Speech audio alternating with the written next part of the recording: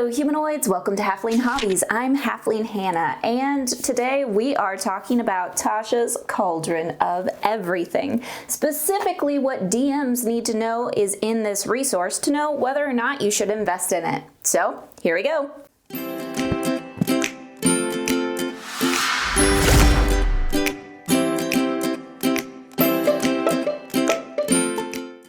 Alright, my fine DM friends, if you haven't yet, please make sure that you subscribe to Halfling Hobbies, where I release lots of DM-only resources here on YouTube, as well as I have DM resources over on Patreon and at my website, halflinghobbies.com.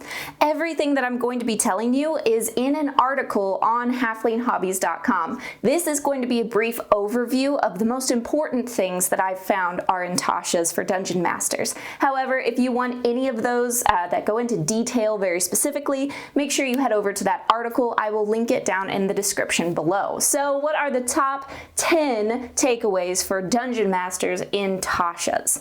Well, number one is that player customization just went to a whole new level. Now it is official D&D canon that you can move around racial stat bonuses. This means that no longer is a half-orc destined to have a +2 to strength even if they are a bard or a rogue.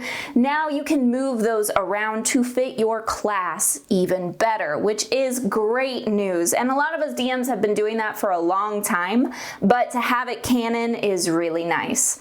Also, you can create custom lineages for your players. This means if your player wants a very specific mix of races or even wants to create their own, this book has a step-by-step guide on how to do that, which can be super useful for our more creative players. The second takeaway from Tasha's is that Battle Masters, the fighter class, has finally gotten some much needed love. They have new actions, bonus actions, grapples, and much more. Suddenly, this class is looking real good, and this can be great for NPCs for Dungeon Masters, or if you have a player that has a Battle Master class and is getting a little frustrated with it, this is an excellent resource to kind of tweak that class to make it even better. Number 3, Tasha's is bubbling over with new artifacts, magical items, and even magical tattoos. All of these things Dungeon Masters are always looking for. We want new and exciting magical items, and that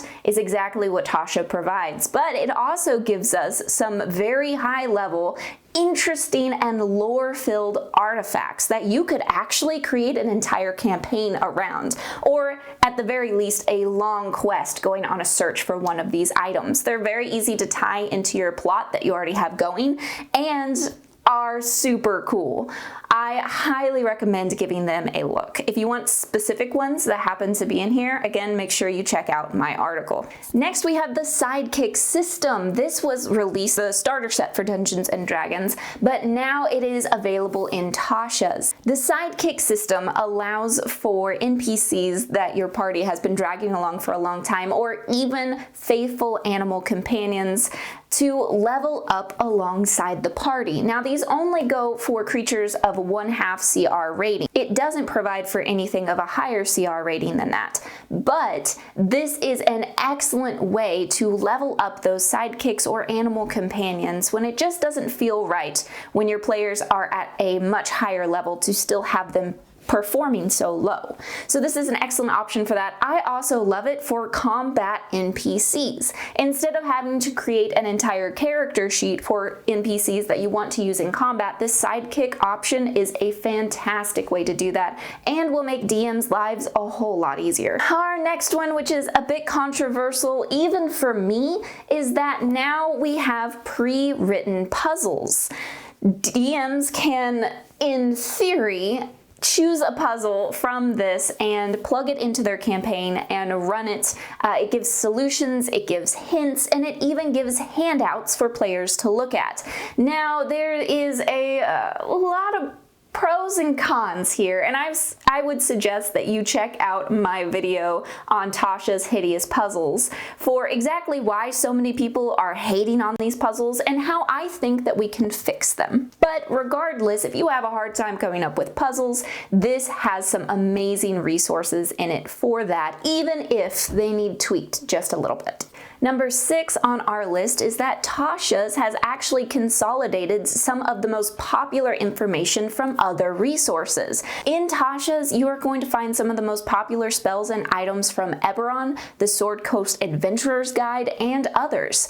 They've taken these things that used to be scattered throughout multiple supplements and have put them in Tasha's so that it's all in one area for DMs to be able to find and use, which I think is super awesome. So there's no more scrambling around in multiple books. Most of it that most people use. So like I said, it's the most popular, it's not all of it, but the most popular things have been included in Tasha's Cauldron of everything for you. So if you were considering getting the Sword Coast Adventurer's Guide for just one specific thing, maybe consider picking up Tasha's instead. Number 7 is that Summoning Spirits is back, and it's a much bigger deal than it has been in 5e so far.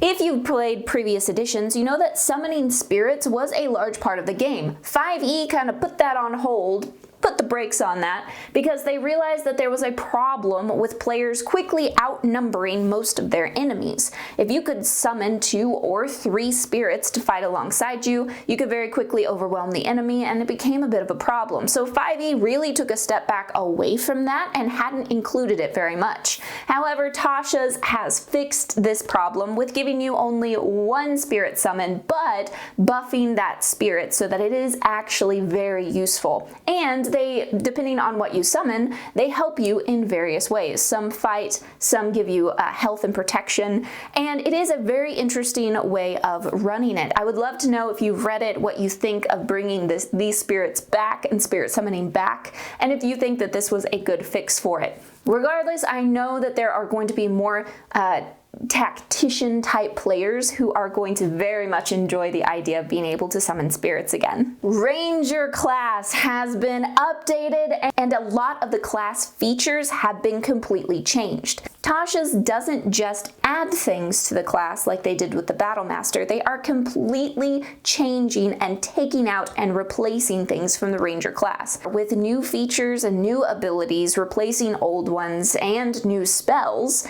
the Ranger is back and better than ever. So if you have some players who really like the idea of a Ranger but just can't justify it based on, the actual gameplay, picking up Tasha's and letting them look through that new option is a really good idea. Number 9, players can negotiate with monsters. This is called Monster Parlay, and I am in love with this section of the book. It actually gives you charts based on the monster's origin, and it gives you immediate objectives of the monster. If your players can figure out this objective with either a nature check or an intelligence or wisdom check, they can kind of figure out what the monster wants or needs. They can then negotiate with that monster in a non-violent way, which is excellent, especially if you like to throw monsters at your party that you know that they can't beat, just to add flavor to the world or to scare your players a little bit.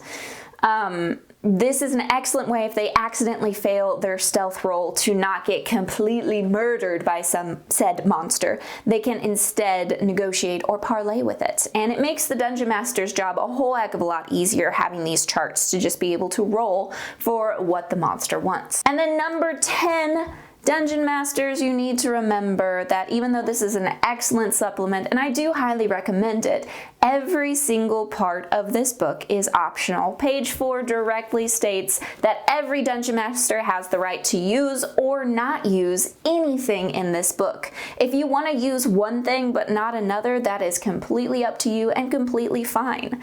Everything is optional, but boy, there sure are some great options in Tasha's, and I really hope that you give it a look. Again, if you want more specific details on any one of those things, check out my article in the description below. Please join this community by subscribing, and until next time, my friends, may your game have advantage. Halfling Hannah here, signing out.